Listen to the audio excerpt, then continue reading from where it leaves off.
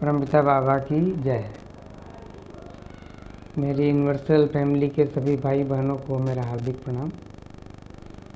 आज का यह बुजुर्ग स्मृति का अंक मैं आरडीएस के उस संस्मरण से रखना चाहता हूँ जिसमें बाबा ने हम लोग को टूर प्रोग्राम के महत्व को बतलाया था।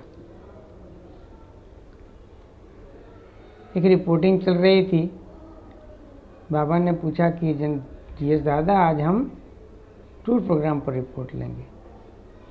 तो जीएस दादा ने उसी दादा को बुलाया जो बहुत ही टूर प्रोग्राम को नियम से पालन करते थे ताकि कोई गलती ना हो और बाबा को नाराज़ होना ना पड़े।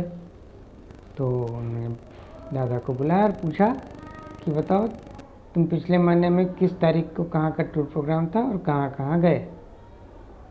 तो दादा ने बड़े प्यार से सारी बातें बताना शुरू की कि पहला टुकड़ा इस शहर पर था, मैं वहाँ गया, एक रात रुका, वहाँ ये काम हुआ, वहाँ मीटिंग हुई, दीक्षा हुई।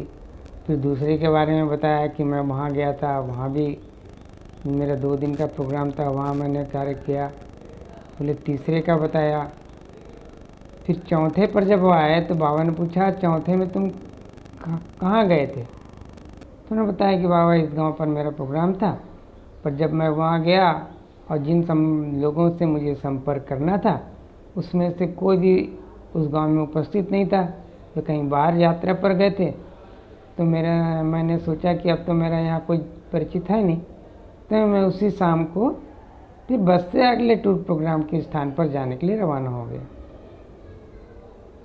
तब बाबा ने कहा कि जब तुम्हारा टूर प्रोग्राम वहाँ 1 दिन रुकने का था तो तुम वहाँ क्यों नहीं रुके।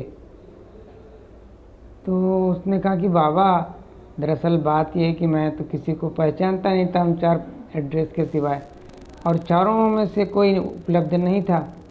तो फिर मैंने सोचा कि अगली यात्रा पर निकल जाता हूँ।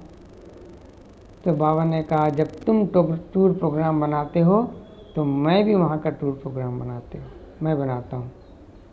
यदि तुम्हारे को जिस व्यक्ति से मिलना था वह मिला नहीं, तब भी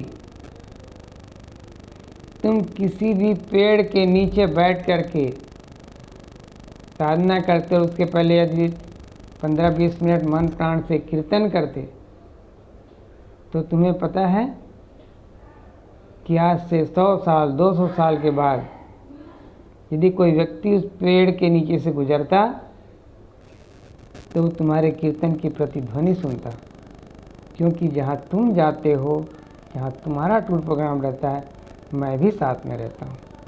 आप समझ गए?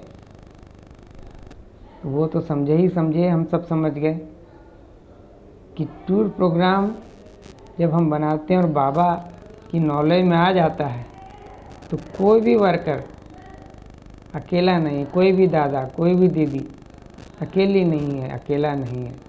तो जहाँ भी जाते हैं बाबा साथ रहते हैं। हमें धर्म का प्रचार करना है, परिचित मिले तो ना मिले तो किसी पेड़ के नीचे खड़े होकर के अगर दोनों हाथ उठाकर हम आधा घंटा कीर्तन भी करेंगे तो उसका भी एक स्थायी प्रभाव समाज में बना रहेगा। तो यह घटना सचमुच में यह जानकारी हम लोगों के लिए अविस्मरणीय है, इसे हमेशा याद रखना चाहिए। धन्यवाद। नमस्कार।